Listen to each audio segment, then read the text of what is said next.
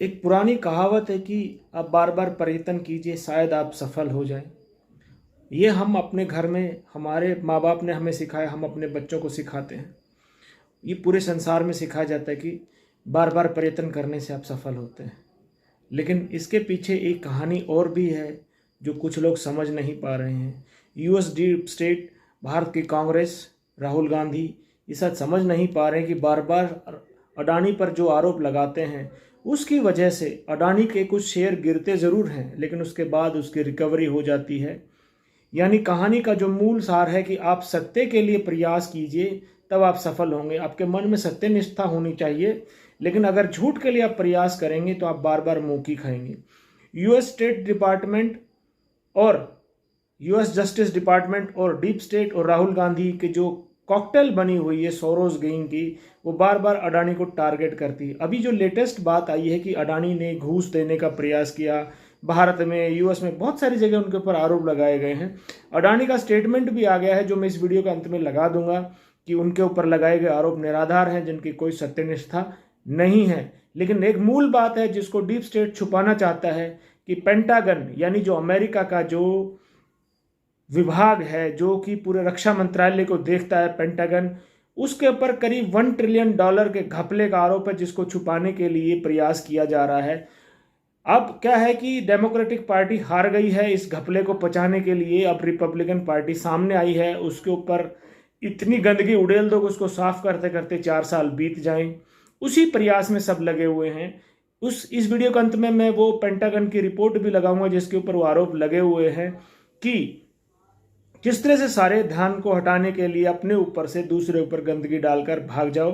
और Rahul Gandhi, Soros gang की एक आदत है कि जब भी उनको कुछ लगता है तो वो एक आरोप लगाते हैं और उसके बाद भाग जाते हैं, कभी पकड़ने ना आए। और या सवालों के जवाब, जैसे आज पत्रकारों के सवाल के जवाब देते हुए कि बीजेपी ने आरोप लगाया है तो सीधे बोल पड़े क्या आप बीजेपी के पत्रकार हो, बीजेपी के सवाल यहाँ क्यों पूछ रहे हो। मतलब खिसियानी बिल्ली खंबा नोचे।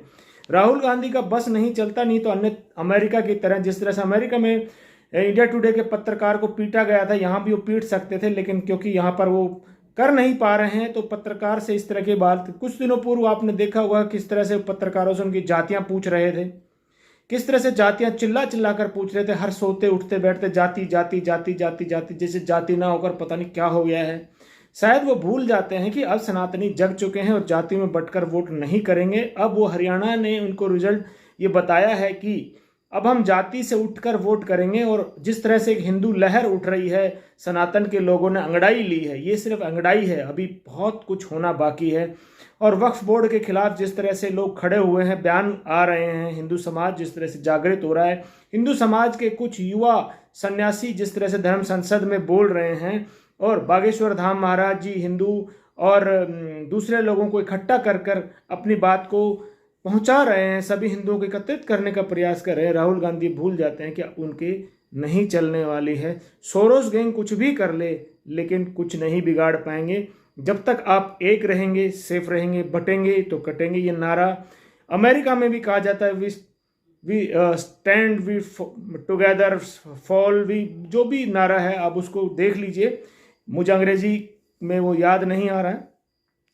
तो वो नारे को हिंदी में कहा जाता है तो लोगों के पेट में दर्द हो रहा है, लेकिन ये सच्चाई यही है कि जब तक सनातन एकत्रित रहेगा, सनातनी लोग एकत्रित रहेंगे, ये कुछ नहीं बिगाड़ पाएंगे। अडानी पर आरोप लगाते रहेंगे, चिल्लाते रहेंगे, खिशानी बिल्ली खंबा नोचती रहेगी, लेकिन ये सारे लोग अमेरिका से लेकर भारत तक एक ही प्लेटफॉर्म पर खड़े हैं। अब आपको उस प्लेटफॉर्म को हिलाना है और उनको नीचे गिरा देना है।